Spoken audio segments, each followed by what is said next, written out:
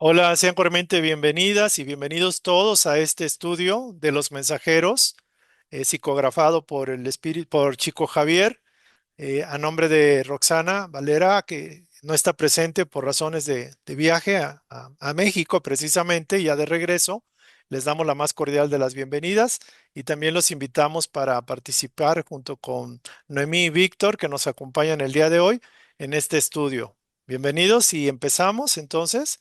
Vamos a pedirle a Noemí que nos haga favor de iniciar la lectura para empezar a revisar este material. Gracias. Con gusto. Ujú. 46. Aprendiendo siempre. Según informaciones de Aniceto, faltaba en la esfera de los frecuentadores encarnados más de una hora para el inicio de la charla evangélica de responsabilidad del señor Ventes, pero el movimiento de servicio espiritual ya se había vuelto muy intenso. Para los ojos humanos se reunían aquí 35 individualidades terrestres. En cambio, en nuestro círculo, el número de necesitados excedía de 2 centenares, puesto que a la asamblea se había agregado ahora muchas entidades que formaban el séquito perturbador de la mayoría de los aprendices congregados aquí. Para ellas se organizó una división especial que me pareció estaba constituida por elementos para una mayor vigilancia, ya que casi obligatoriamente habían llegado sin la indicación de los orientadores en servicio en las vías públicas, acompañando a los que buscaban socorro espiritual. El movimiento era enorme y era escaso el tiempo para permanecer inactivo. Solo observando todos los servidores de la casa se mantenían en sus puestos, ofreciendo su mejor atención. Ahí podemos hacer comentario, ¿no? Si gustas. ¿O continúo? Sí, yo creo continúa y ya, en breve ya. Observé, observé que un ángulo de la gran mesa se encontraban numerosas indicaciones para recetarios de asistencia. Se enumeraban aquí los más variados nombres. Muchas personas pedían consejos médicos, orientación, asistencia y bases. 4 facultativos espirituales se movían diligentes y secundando su esfuerzo humanitario, 40 cooperadores directos iban y venían recogiendo informaciones y enriqueciendo pormenores. Nos aproximamos al gran número de papeles con las más diversas peticiones y mientras buscaba examinarlos con curiosidad, Aniceto explicó: tenemos aquí las solicitudes de las personas que se afirman necesitadas de amparo y socorro inmediato. Pero ¿reciben todas ellas cuanto piden? Indagó Vicente, curioso. Nuestro mentor sonrió y respondió: reciben lo que necesitan. Muchos solicitan la curación del cuerpo, pero somos forzados a estudiar hasta qué punto les podemos ser útiles en la particularidad de sus deseos. Otros reclaman diversas orientaciones, obligándonos a equilibrar nuestra cooperación, de modo que no se les coartase su libertad individual. La existencia terrestre es un curso activo de preparación espiritual y en la escuela casi nunca faltan los alumnos ociosos que pierden el tiempo en vez de aprovecharlo, ansiosos por realizaciones faltas de menor esfuerzo. De ese modo, en el capítulo de las orientaciones, la mayor parte de los pedidos son insensatos. Las solicitudes de terapia para el mantenimiento de la salud física, por los que de hecho se interesan en la cooperación espiritual, es siempre justa, pero en lo concerniente a consejos para la vida común es imprescindible mucha cautela de nuestra parte. ante los pedidos de aquellos que se niegan voluntariamente a los testimonios de conducta cristiana. El Evangelio está lleno de sagrados derroteros espirituales y el discípulo, por lo menos ante su propia conciencia, debe considerarse obligado a conocerlos. Ok, muy bien, creo que hasta ahí podemos hacer una pausa y comentar, ¿les parece? Creo que es bastante material. Adelante. Víctor, ¿quieres compartirnos? ¿A mí? Ujú. Nada más Pues enciende. Sí. cómo el servicio está tan organizado en las diferentes partes, tanto la terapia física como la psicológica o la de orientación en la vida. Entonces, eso es un gran ejemplo que hay que seguir siempre pues, para tener mejores resultados, ¿no? Muy bien. Víctor, ¿quieres compartirnos? Enciende tu micrófono, por favor.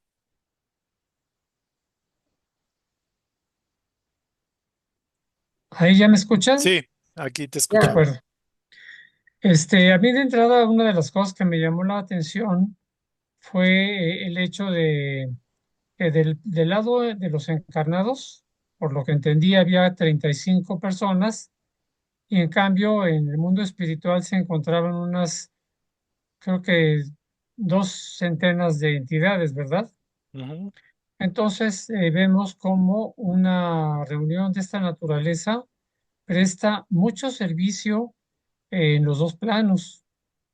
Y de ahí la importancia que tienen estas mismas reuniones para todos. También de acuerdo a las peticiones que hacen tanto encarnados, principalmente los encarnados, en busca de alguna solución, muchas veces fácil, ante problemas que serían resueltos por ellos mismos. Digamos que parecería muy justo que en un momento dado que pedimos alivio y curación para el cuerpo, nos puedan ayudar, pero también yo creo que desde el punto de vista espiritual, ven también nuestros merecimientos,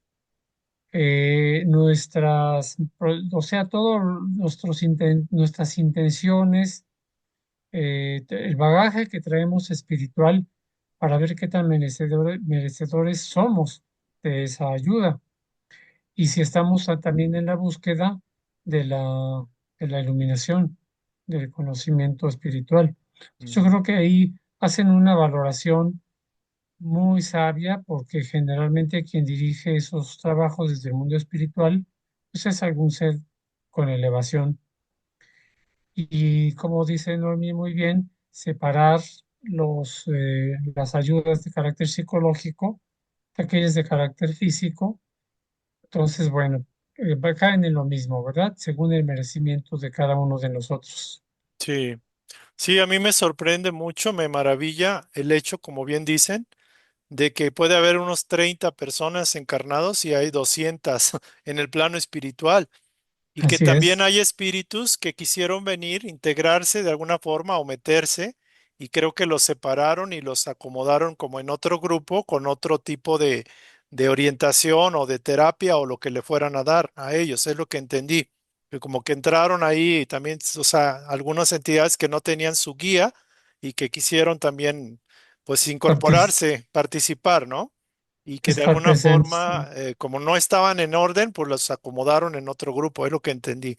Y muy interesante el caso, ¿no? Creo que esto también nos invita en lo posible a pensar en armar un centro espírita, porque así seamos poquitos, si hay buena voluntad y deseos de servicio, digo, en su momento y si se da la oportunidad, este es un servicio muy meritorio, porque ayudamos tanto a nuestros hermanos que están acá y a los hermanos que están en el otro plano. Y también no todas las peticiones, como bien dicen, pues tienen respuesta, digamos, como uno lo espera. Como bien dice Víctor, pues es depende de los merecimientos y algunas veces tenemos que pasar una experiencia de sufrimiento, de dolor, por muy difícil que sea, porque solo arriba saben cuál es nuestro programa de vida, ¿no? Entonces, súper interesante. Víctor, si Así quieres es. continuar, ayudarnos en la lectura, el instructor, amigo, Ok, de acuerdo. por favor. El instructor amigo hizo una pequeña pausa, cambió la inflexión de la voz como para acentuar fuertemente las palabras y dijo, posiblemente ustedes objetarán que toda pregunta exige respuesta y todo pedido merece solución, pero en este caso de elucidar determinadas solicitudes de los compañeros encarnados, debemos recurrir muchas veces al silencio. ¿Cómo recomendar humildad a aquellos que la predican para otros? Para enseñar paciencia a los que la aconsejan a los semejantes y cómo indicar el bálsamo del trabajo a los que ya saben condenar la ociosidad ajena. ¿No sería un contrasentido? Leer los reglamentos de la vida a los ciegos y a los ignorantes es una obra meritoria, pero repetirlos a los que ya se encuentran plenamente informados no será un menosprecio del valor del tiempo. Ningún alma en las diversas confesiones religiosas del cristianismo recibe noticias de Jesús sin razón de ser. Ahora bien, si toda condición de trabajo edificante traduce un compromiso de la criatura humana, todo conocimiento de Cristo traduce responsabilidad. Por lo tanto, cada aprendiz del Maestro está en el deber de observar la conciencia, comprobando las ponderaciones profundas con las disposiciones evangélicas. Vicente, que escuchaba con gran interés, aventuró.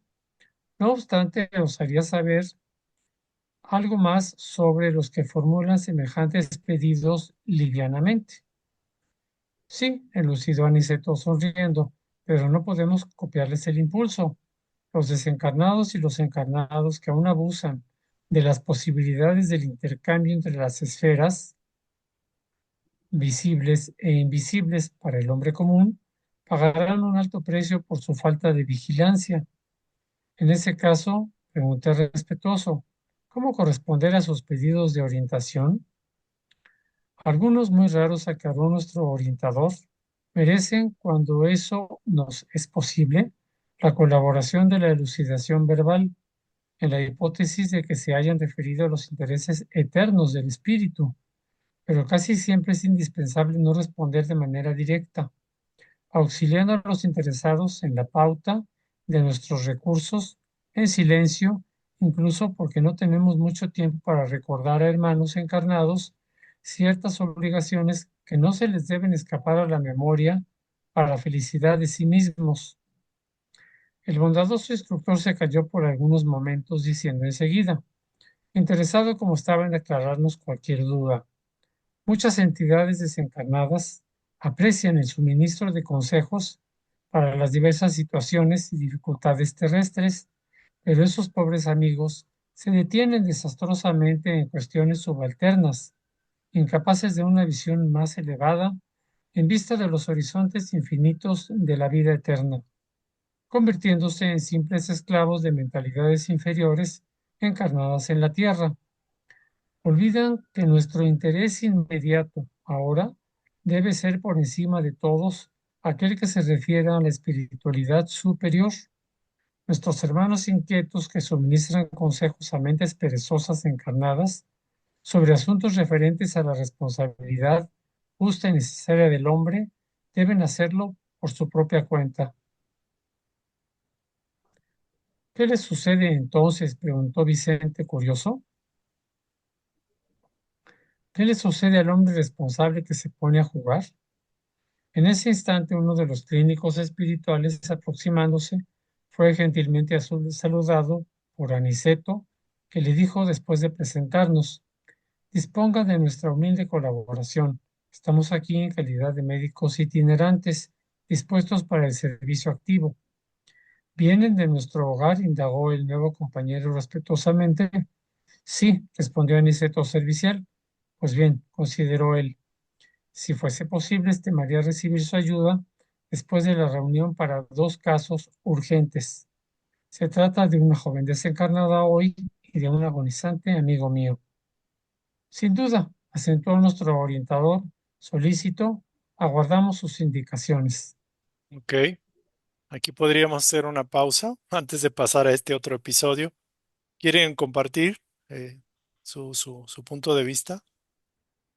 Eh, sí, yo creo que es bien importante lo que se dice en esta parte con relación, bueno, creo que es un poco el complemento de lo anterior que ya hablamos en cuanto al merecimiento y en cuanto a que las peticiones no deben ser unas peticiones livianas, unas peticiones de aquello que ya sabemos que nos compete porque ya conocemos las enseñanzas.